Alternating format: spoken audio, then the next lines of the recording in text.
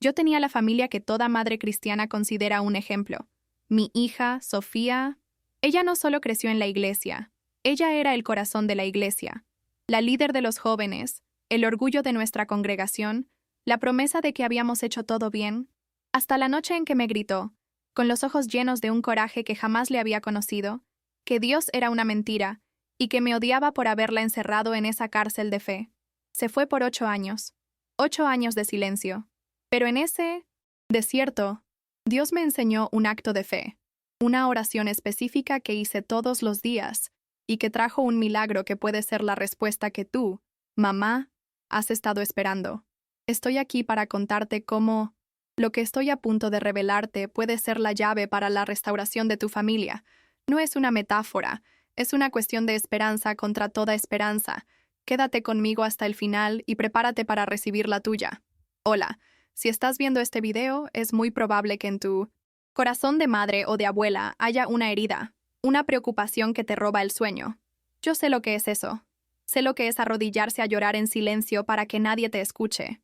Y por eso estoy aquí, para contarte mi historia. Mi nombre es Leticia. Y por muchos años, yo creí que tenía la vida perfecta. No una vida de lujos, no, sino una vida rica en lo que de verdad importa. Un esposo bueno, trabajador, un hombre de Dios. Y un hogar, una casita que, aunque humilde, siempre estaba llena. Llena del olor a guisado por las tardes. Llena de música de alabanza los domingos. Llena de risas. Y el centro de todo, el sol que iluminaba nuestro mundo, era mi hija, Sofía. Mi Sophie. Ay, mi hijita. Si la hubieran conocido en ese entonces. Era luz.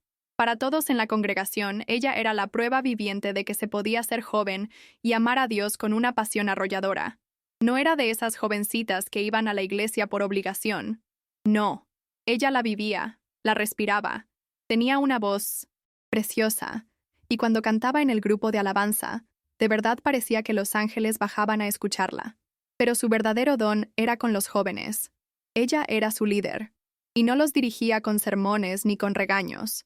Los dirigía con su ejemplo, con su alegría. Organizaba los campamentos, las obras de teatro para evangelizar, las visitas a los asilos. Los muchachos la adoraban, la seguían. Y yo la veía desde mi banca, con el corazón que no me cabía en el pecho, y solo podía darle gracias a Dios. Gracias, Señor, le decía en mis oraciones. Gracias por la hija que me diste. Gracias por esta familia. Teníamos una tradición muy nuestra.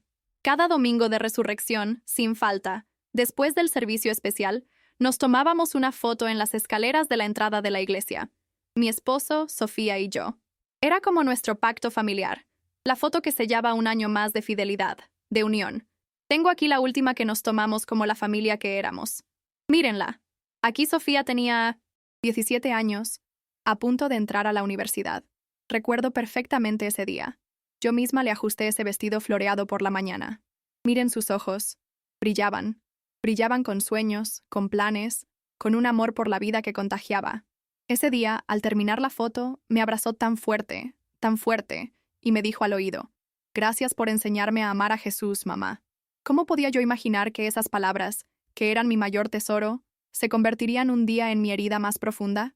Mirando hacia atrás, todo parecía perfecto. Quizás demasiado perfecto.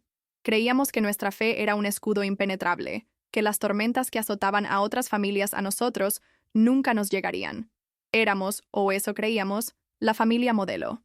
Pero la vida me enseñó de la forma más dura que el enemigo no pierde su tiempo atacando donde hay ruinas. Ataca donde hay tesoros. Y mi familia, mi Sofía, era mi tesoro más grande. Teníamos la familia que siempre le pedía a Dios. Pero una sola decisión. Una sola puerta equivocada. Estaba a punto de convertir nuestro hogar en un campo de batalla espiritual. Esa puerta equivocada fue la universidad. Cuando Sofía se fue a estudiar a la capital, yo sentía un orgullo que no me cabía en el alma. La primera de nuestra familia en tener una carrera. ¡Qué bendición tan grande! Los primeros meses hablábamos por teléfono casi a diario. Me contaba de sus clases, de sus maestros. Yo estaba feliz, pero poco a poco las cosas empezaron a cambiar. De forma sutil, casi imperceptible. Las llamadas se hicieron más cortas. «Estoy muy ocupada, mamá. Tengo un examen. Te llamo luego». Cuando yo le preguntaba si ya había encontrado una congregación allá, si se estaba reuniendo con otros jóvenes cristianos, siempre me cambiaba el tema o me respondía con evasivas. Mi corazón de madre empezó a sentir esa inquietud, esa espinita que te avisa que algo no anda bien, pero mi mente se negaba a aceptarlo. Me decía a mí misma, son los estudios, está agobiada, es normal. Llegaron las vacaciones de Navidad, y la Sofía que bajó del autobús no era la misma Sofía que se había ido. Su ropa era distinta, su pelo, su forma de hablar, pero no era eso, era su mirada. Había una dureza en sus ojos, un aire de superioridad que nunca antes le había visto. La alegría que siempre la caracterizaba se había reemplazado por un fastidio constante, sobre todo hacia las cosas de Dios. Si en la casa poníamos música de alabanza, ella se ponía los audífonos con un gesto de molestia. En la mesa, cuando mi esposo daba gracias por los alimentos, ella se quedaba con los ojos abiertos, mirando al vacío. Cada día era una pequeña batalla, un ambiente tenso que se podía cortar con un cuchillo. Yo intentaba hablar con ella, preguntarle qué le pasaba, pero solo encontraba un muro. Estoy bien, mamá. Déjame en paz. La noche del 24 de diciembre, la Nochebuena, fue cuando el muro se derrumbó y todo el veneno salió. La invité al servicio especial de la iglesia. Le dije con todo el amor que pude. Anda, mija, vamos. Los muchachos te extrañan mucho, quieren verte. Y entonces explotó. Se puso de pie de un salto y me gritó, ¿puedes dejar de presionarme con tu maldita religión? Ya estoy harta. Yo me quedé helada, sin poder moverme. Me dijo, ¿no te das cuenta, mamá? Todo lo que me enseñaste es una mentira. Un cuento de hadas para gente débil que necesita un dios imaginario para no volverse loca. En la universidad yo sí he aprendido. He leído a los filósofos, a los científicos. He abierto los ojos. Mi voz apenas era un susurro. Sofía, ¿qué estás diciendo? Son esos libros. Son esas nuevas amistades las que te están envenenando el alma. Y entonces, se acercó a mí, y con un rencor que jamás olvidaré, me dijo las palabras que se convirtieron en la banda sonora de mis pesadillas por años. No, mamá, no estoy confundida. Estoy libre. Por primera vez en mi vida soy libre. Libre de tu culpa, de tus reglas, de tu ignorancia. ¿Y sabes qué? Te odio. Te odio por haberme criado en esa cárcel de fe, por no dejarme pensar por mí misma. Subió las escaleras corriendo, y a los pocos minutos bajó arrastrando su maleta. Mi esposo se le puso enfrente. Hija, por favor no hagas esto. Hablemos, tranquilízate. Pero ella ni lo miró. Sus ojos estaban fijos en mí. Me lanzó una última mirada, cargada de un desprecio que me partió el alma en dos, y caminó hacia la puerta. Esa noche, cuando cerró la puerta de un portazo, un silencio mortal se apoderó de la casa. Creí que mi corazón estaba roto, pero aún no sabía que sería pulverizado en los años siguientes. El primer año fue el más agudo, o eso pensaba yo entonces. Cada mañana me despertaba con la esperanza de que todo hubiera sido una pesadilla horrible, pero el silencio de la casa me golpeaba con la realidad. Su cuarto, con la cama perfectamente tendida, se convirtió en un santuario de dolor al que yo no me atrevía a entrar. En la mesa, su silla vacía era un grito. Pasaron los meses. Se convirtió en un año. Luego, 2, 3. Y el silencio de Sofía era total, absoluto. Ni una llamada, ni una carta, ni un mensaje con alguna amiga en común. Nada. Era como si la tierra se la hubiera tragado, como si nunca hubiera existido. 8 navidades sin ella. 8 de sus cumpleaños en los que yo, por una mezcla de amor y locura, insistía en hornear su pastel favorito de 3 leches. Y mi esposo y yo nos sentábamos a la mesa, con el pastel en medio, y tratábamos de comer un pedazo mientras las lágrimas nos ahogaban. No saber si estaba viva, si estaba bien, si tenía frío, si comía. Esa incertidumbre es una forma de tortura que no se la deseo a nadie. Y luego estaban mis intentos por encontrarla. Al tercer año de su partida, una de sus amigas de la preparatoria me llamó. Me dijo que estaba casi segura de haberla visto trabajando en un café en el centro de Guadalajara. Sin pensarlo 2 veces, mi esposo y yo juntamos nuestros pocos ahorros, pedimos unos días en el trabajo y tomamos un autobús. Pasamos una semana entera, de sol a sol, recorriendo cada café, cada fondita, cada restaurante de esa zona, con una foto de ella en la mano, mostrándosela a extraños. ¿Ha visto a esta muchacha? Se llama Sofía. Las miradas de lástima, las cabezas que se negaban. Cada no era un martillazo en el alma. Regresamos a casa con las manos vacías, el dinero gastado y el corazón más destrozado que antes. Y por si fuera poco, estaba la gente. En la iglesia yo sentía sus miradas, los susurros cuando pasaba. Algunos, sé que con buena intención, me decían, «Hay que seguir orando, hermana».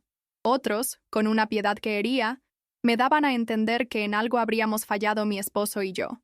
Una hermana, un día, me tomó del brazo después del servicio y me dijo, «Leticia, ya es tiempo de que la dejes ir. Tienes que soltarla en las manos de Dios y seguir con tu vida. Quizás Él ya tiene otros planes». ¿Soltarla? ¿Dejarla ir? ¿Cómo le explicas a alguien que una madre nunca suelta a un hijo? Que un pedazo de tu corazón anda por el mundo y tú no puedes hacer nada. Su consejo, en lugar de consolarme, me hizo sentir más sola que nunca. Y mis oraciones, ay, mis oraciones, al principio eran clamores de guerra, llenos de fe, de versículos, de promesas. Señor, el hijo pródigo regresó. Tú me la vas a devolver. Te lo arrebato al enemigo. Pero los años pasaban, y el silencio de Dios era tan ensordecedor como el de mi hija. Mi voz se fue apagando. Mis rodillas se cansaron. Mis oraciones de guerrera se convirtieron en susurros, después en sollozos ahogados en la almohada, y finalmente, en un silencio amargo y resentido. Hubo noches en que me paraba en medio de la sala a oscuras, y le reclamaba a Dios, «¿Dónde estás? ¿No ves mi sufrimiento? Te di a mi hija, la crié en tus caminos, te servimos, te amamos, y así nos pagas. ¿Este es el premio a nuestra fidelidad?» La fe que un día fue mi ancla se sentía como una piedra atada a mi cuello, hundiéndome. Llegué a un punto, cerca del 8º año, en que la esperanza se murió. Simplemente se apagó. Ya no había fuerza ni para orar, ni para llorar, ni para reclamar. Solo había un vacío inmenso, una oscuridad fría. Ya no le pedía a Dios por el regreso de mi hija. Empecé a pedirle que me llevara a mí. Después de 8 años de oraciones que parecían golpear el techo y regresar, estaba agotada. En una noche de desesperación, me arrodillé junto a mi cama y le dije a Dios, «Si no vas a hacer nada, entonces, llévame. Ya no aguanto más este dolor».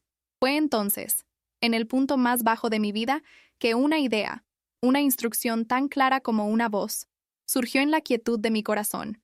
En esa oscuridad, de rodillas junto a mi cama, después de haberle pedido a Dios que me llevara, ocurrió algo. No fue una voz que se escucha con los oídos. No fue una luz en la habitación. Fue algo mucho más profundo, más íntimo. Fue un pensamiento que no era mío.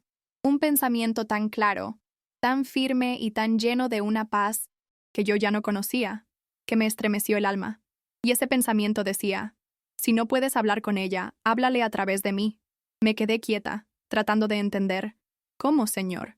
¿Cómo le hablo a través de ti si no sé dónde está?» Y entonces la idea completa se formó en mi mente, como si alguien me la estuviera dictando con amor y paciencia. Escríbele. Escríbele una carta cada semana. Cuéntale de tu día, dile que la amas, recuérdale mis promesas. No necesitas una dirección postal. Yo soy su dirección. Yo recibiré cada carta en mis manos. A la mañana siguiente, por primera vez en años, no me desperté con esa nube gris de la angustia sobre mí. Me desperté con un propósito. Busqué en el ropero una vieja caja de madera, una caja donde mi mamá guardaba sus hilos. Estaba llena de polvo. La limpié, la lijé con cuidado, y en la tapa, con un plumón negro, escribí, «Caja de la promesa para Sofía». Ese mismo día fui a la papelería y compré papel de carta, del más bonito que encontré, y un paquete de sobres. Me senté en la mesa de la cocina, la misma mesa donde habíamos discutido tantas veces. Mis manos temblaban mientras sostenía la pluma. ¿Qué le dices a una hija ausente en una primera carta después de 8 años? Empecé de forma sencilla. Mi Sophie, mi niña. No sé si algún día leerás esto, pero Dios sí sabe dónde estás. Y hoy le entrego a Él mis palabras para ti. Solo quiero decirte que te amo, que te extraño cada segundo de cada día, y que no importa dónde estés o qué hayas hecho. Siempre serás mi hija, y siempre te estaré esperando. Lloré sobre ese papel, sí, pero ya no eran lágrimas de desesperación, eran lágrimas de entrega. Doblé la hoja con cuidado, la metí en el sobre, escribí su nombre, Sofía, y la deposité en la caja. Al cerrarla sentí que estaba sellando un pacto con Dios. Y así lo hice. Cada domingo por la tarde, sin falta, se convirtió en mi cita sagrada. Me sentaba con mi papel y mi pluma y le escribía. Algunas veces le contaba cosas del diario. Vivir, que el rosal del patio había florecido más bonito que nunca, que habíamos adoptado un gatito callejero, que su papá por fin había aprendido a cocinar ese guisado que a ella tanto le gustaba.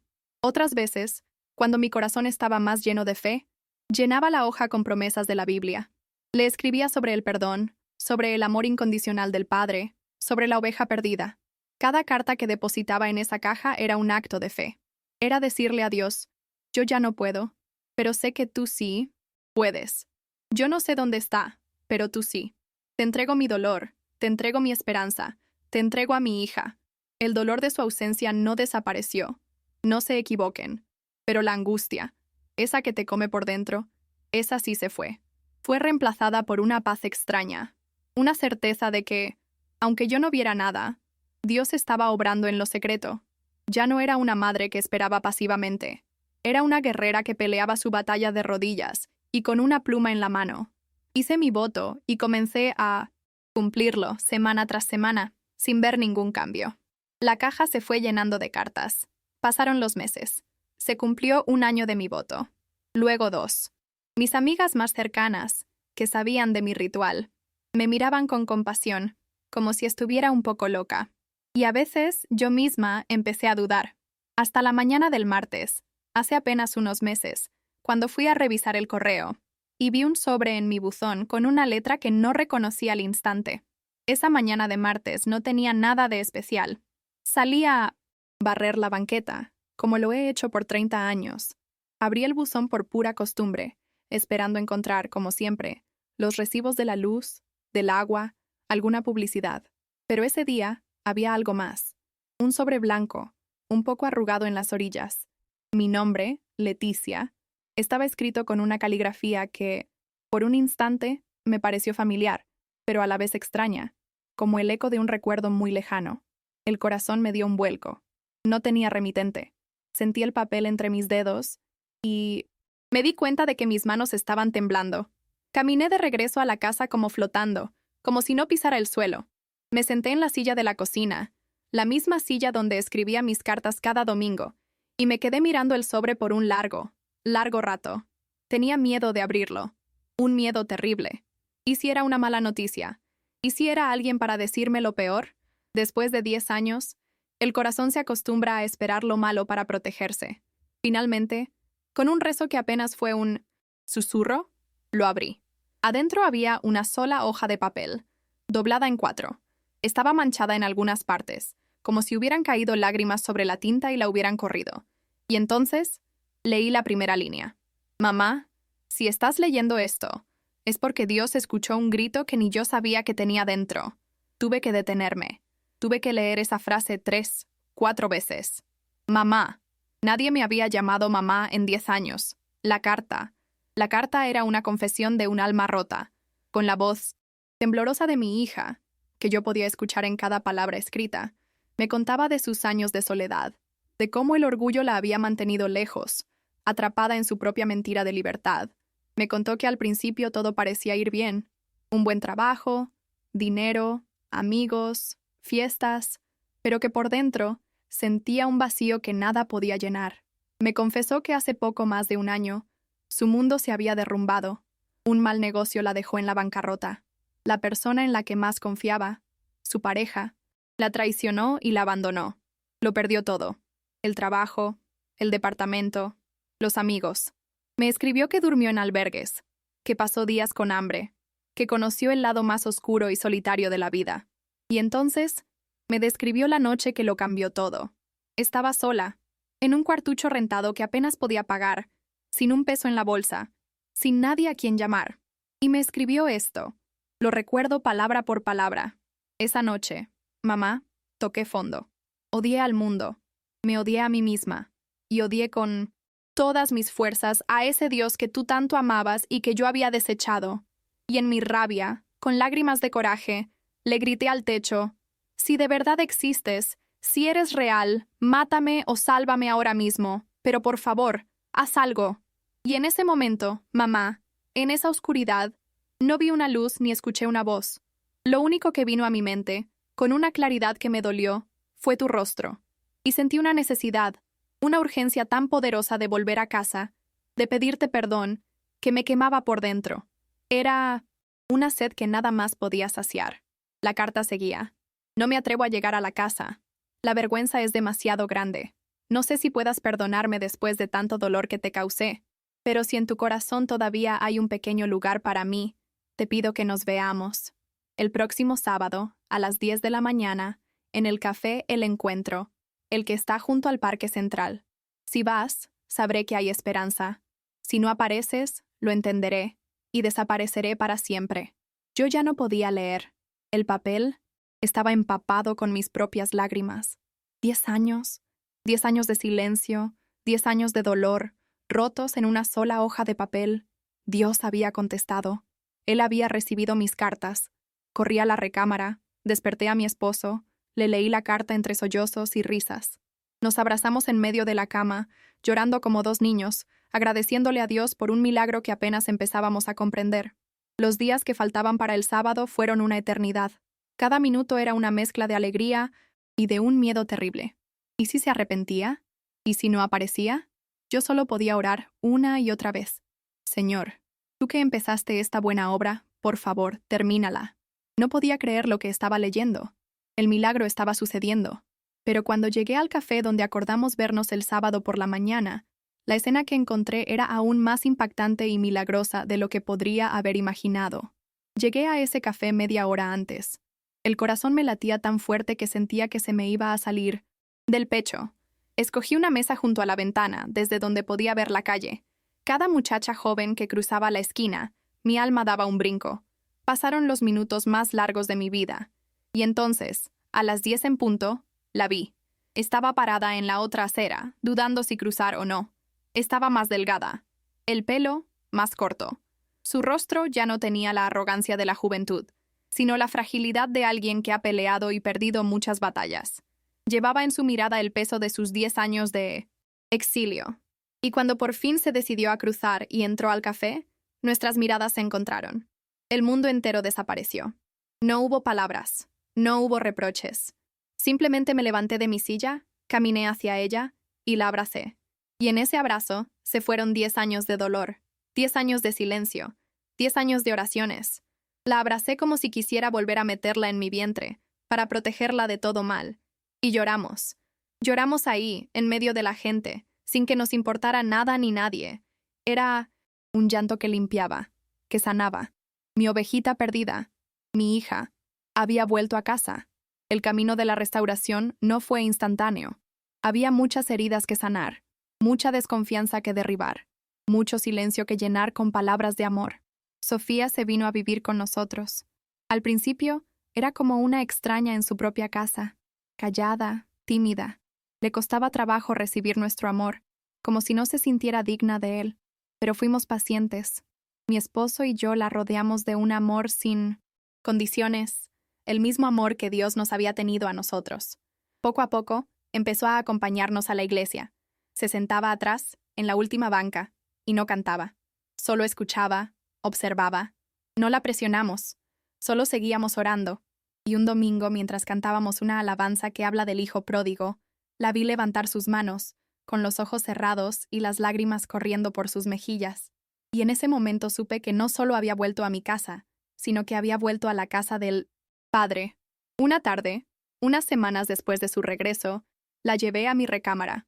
De debajo de la cama, saqué la caja de la promesa y se la puse en las manos. Ella me miró sin entender. ¿Qué es esto, mamá? Con la voz suave le dije, ábrela, mija. Cuando levantó la tapa y vio los cientos de sobres, todos bien ordenados, todos con su nombre escrito en ellos, se quedó sin aliento. Empezó a sacar las cartas, una por una, con manos temblorosas. Abrió una al azar y la leyó. Luego otra y otra. Se sentó en el suelo, con todas las cartas esparcidas a su alrededor, y lloró como nunca la había visto llorar. Un llanto profundo, sanador. Y entre lágrimas levantó la vista y me dijo, mamá, aunque yo nunca recibí estas cartas, él sí las recibió. En todos estos años tú nunca dejaste de hablarme. Hoy mi Sofía está de pie. Estás sirviendo a Dios otra vez, pero ya no con el orgullo de la juventud, sino con la humildad y la compasión que solo el quebranto puede enseñar. Nuestra familia no es perfecta, pero está sanada, está completa. Y la foto que nos tomamos este último domingo de resurrección, en las escaleras de la iglesia, esa es la más hermosa de todas. Madre, abuela, esposa que me escuchas, tu noche oscura tiene fecha para terminar. No dejes de orar. Tu causa no está perdida para Dios. Si esta historia te ha dado esperanza, compártela con alguien que necesita un milagro. Suscríbete para más testimonios de que Dios todavía restaura familias. Tu victoria está en camino.